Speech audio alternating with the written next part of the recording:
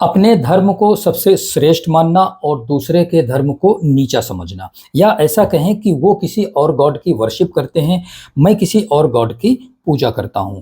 दोस्तों, नफरत का ये रीजन कभी भी जस्टिफाई नहीं किया जा सकता है और यही गलती किया था ऑस्ट्रिया में पैदा हुआ जर्मन पॉलिटिशियन और वहां का डिक्टेटर बना। मैं बात कर रहा हूं एडोल्फ हिटलर की, जिसने लगभग 60 लाख ज्यूस को गैस चेंबर में और अलग अलग तरीकों से मारा, जिसमें 15 लाख बच्चे भी शामिल थे। लेकिन ये अनकवर्ड स्टोरी है पोलैंड की एक लड़की इरेना सेंडलर की, जिसने लगभग 2500 बच्चों की जान बचाई हिटलर के कहर से। इरेना सेंडलर का जन्म 15 फरवरी 1910 में पोलैंड के वार्सा शहर में हुआ। इरेना सेंडलर एक पोलिश कैथलिक सोशल वर्कर थी। इरेना के फादर स्टैनिस्लॉ होली स्पिरिट हॉस्पिटल में डॉक्टर थे। प्राइवेट प्रैक्टिस के दौरान वो पुअर्स लोगों का फ्री में इलाज करते थे और उनके ज्यादातर पेशेंट यहूदी यानी ज्यूस लोग थे। और इसी दौरान इलाज करते करते वो टाइफस नाम की बीमारी से इन्फेक्ट हो गए और 10 फरवरी 1917 में उनकी मृत्यु हो जाती है। इरेना की पढ़ाई के ही दौरान सेकेंड वर्ल्ड वॉर शुरू हो गया था, जिसकी वजह से इरेना को अपनी पढ़ाई बीच में ही छोड़नी पड़ी। और इसके कुछ दिनों के बाद इरेना ने department of social welfare and public health में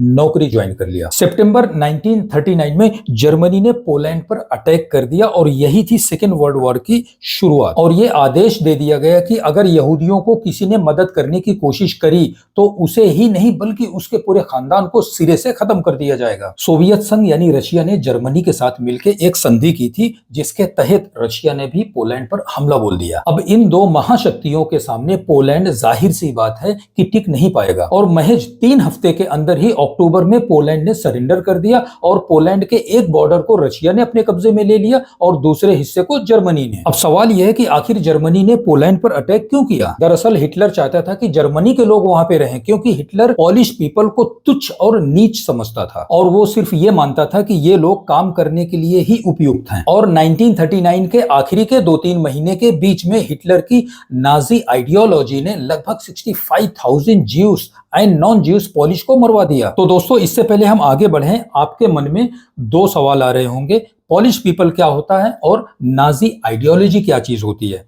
पॉलिश पीपल वो होता है दोस्तों, जैसे भारत में हजारों जातियां हैं, जातियों के अंदर जातियां भी हैं, ठीक इसी तरह पोलैंड में भी कई एक जाति समाज के लोग रहते हैं। उनमें से एक पॉलिश पीपल हैं, जो कि पोलैंड की टोटल आबादी का लगभग 60% है। ये 20th सेंचुरी में पोलैंड में बसा हुआ एक पुराना कैथलिक संप्रदाय है, जिसे पॉलिश पीपल या पॉलिश कैथलिक कहा जाता है। इनके चर्च कम हैं, जबकि रोमन कैथलिक के चर्च ज्यादा हैं। इससे पहले ये दोनों एक ही हुआ करते थे, लेकिन पॉप की अचूकता और कुछ धर्मों के लिपिक ब्रह्मचार्य यानी पादरी जैसे टॉप मैनेजमेंट के लोग शादी नहीं कर सकते, पाप है वगैरह कुछ मुद्दों की वजह से polish Catholic church Roman Catholic से अलग हो गया। नंबर 2, नाजी आइडियोलॉजी का संस्थापक कोई और नहीं बल्कि खुद हिटलर था। इनके मुद्दे थे इंटेंस नेशनलिज्म, मास अपीलिंग, डिक्टोरियल रूल, जिसे राष्ट्र के प्रति देशभक्ति का एक मात्र प्रतीक माना गया था, जिसे हिटलर ने अपने जज्बाती भाषण से स्थापित किया था। नवंबर 1940 में नाजियों ने लगभग 5 लाख यहूदियों को पोलैंड के एक शहर वास्तियों में छोटे छोटे रूम्स में क्वारंटीन कर दिया। उन्हें खाना वगैरह बहुत ही कम क्वांटिटी में दिया जाता था। यहूदियों को वहां से धीरे धीरे मास्क लिंक सेंटर की एक जगह है घेटो, वहां ले जाया जाता था, जो कि पोलैंड का ही एक शहर है, जहां से इनको गैस चेंबर में डालकर मार दिया जाता था, या तो स्पॉट शूट यानी सामने खड़े करके मांस में गोली दाग देना। इसी बीच वास्तव में टाइफस नाम की बीमारी फैलने लगी। दोस्तों, ये वही टाइफस बीमारी है जिसकी वजह से इरेना के फादर की मौत हुई थी और नाजियों के मैनेजमेंट को इरेना ये समझाने में कामयाब रही कि ये बीमारी बहुत गंभीर है, इसे अगर टाइम पे ना रोका गया तो कहीं ऐसा ना हो कि ये महामारी का रूप ले ले, किसी और लोकेशन में ना फैल जाए।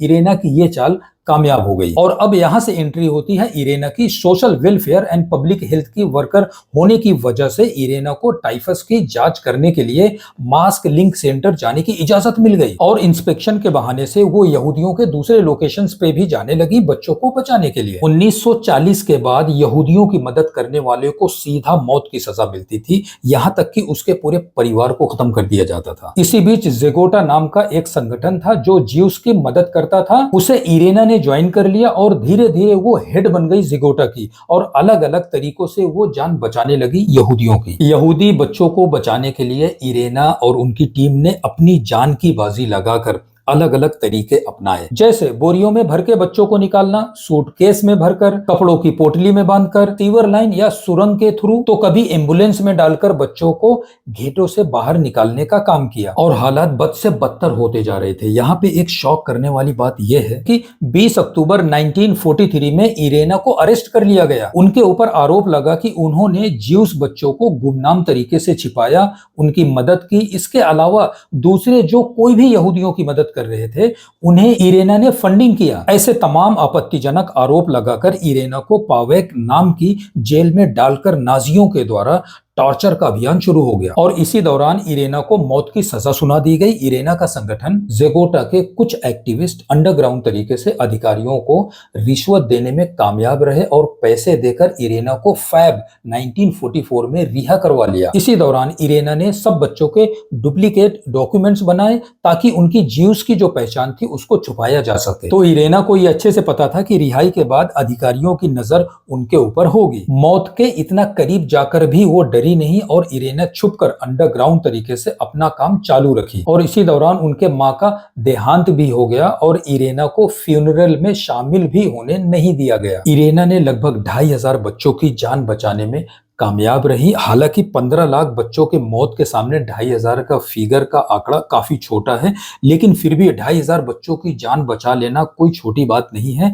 ये 2500 बच्चों की एक पूरी पीढ़ी बचाई उन्होंने। इरेना ने गुप्त तरीके से सब बच्चों की आइडेंटिटी किसी पेड़ के नीचे एक जार में भर के दबा दिया ताकि बच्चों को बाद में उनके माँ बाप को सौंपा जा सके। और इरेना ने उस जार को सेकेंड वर्ल्ड वॉर खत्म होने के बाद निकाली। लेकिन जब बच्चों को उनके माँ बाप को सौंपने का समय आया तो अफसोस उसमें से अधिकतर लोग मारे जा चुके थे। तो अब बात करते हैं इरेना की पर्सनल लाइफ के बारे में। इरेना ने 2 शादियां करी। पहली शादी 1931 में मिएक्जिस्लाव सेंडलर से हुई। हालांकि 1947 में उनका डिवोर्स भी हो गया। और दूसरी शादी उन्होंने स्टीफन ज़ग्रेजिम्बस्की से 1947 में किया, जो सोल्जर थे और ज्यूस पॉलिश से ताल्लुक रखते थे, जिनसे 3 बच्चे हुए। स्टीफन की मृत्यु 1959 में होने के बाद इरेना ने फिर से रीमैरिज कर लिया अपने पहले हस्बैंड मिएक्जिस्लाव सेंडलर के साथ 1961 में। और ठीक 10 साल के बाद यानी 1971 में फिर से किसी कारण से डिवोर्स हो गया। 1999 में अमेरिका के कुछ स्टूडेंट्स ने इरेना के जीवन की कुछ झलकियां दुनिया के सामने दिखाई और इरेना को 2007 में नोबेल प्राइज के लिए नॉमिनेट भी किया गया।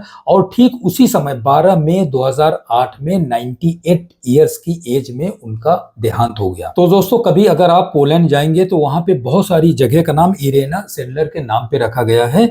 यही नहीं, कई देशों ने भी इरेना सेंडलर को सम्मानित किया हुआ है। तो इस तरह इरेना ने 2500 बच्चों को ही नहीं बल्कि उनकी पीढ़ी को भी बचाया। उन बच्चों में से कितने लोगों को तो इरेना ने खुद पहचान दिया जिनके पेरेंट्स मारे जा चुके थे। तो दोस्तों, इरेना सेंडलर की कहानी हमें यह बताती है कि नफरत का साइज कितना भी बड़ा क्यों ना हो जाए, लेकिन इंसानियत और मोहब्बत के सामने उसका कद हमेशा छोटा ही रहेगा। तो आप जहां भी हैं, जैसे भी हैं, जिस हालत में है, वहीं से शुरू करें। परिस्थितियों को दोष न दें, किसी फरिश्ते या हीरो के आने का इंतजार ना करें, खुद हीरो बने।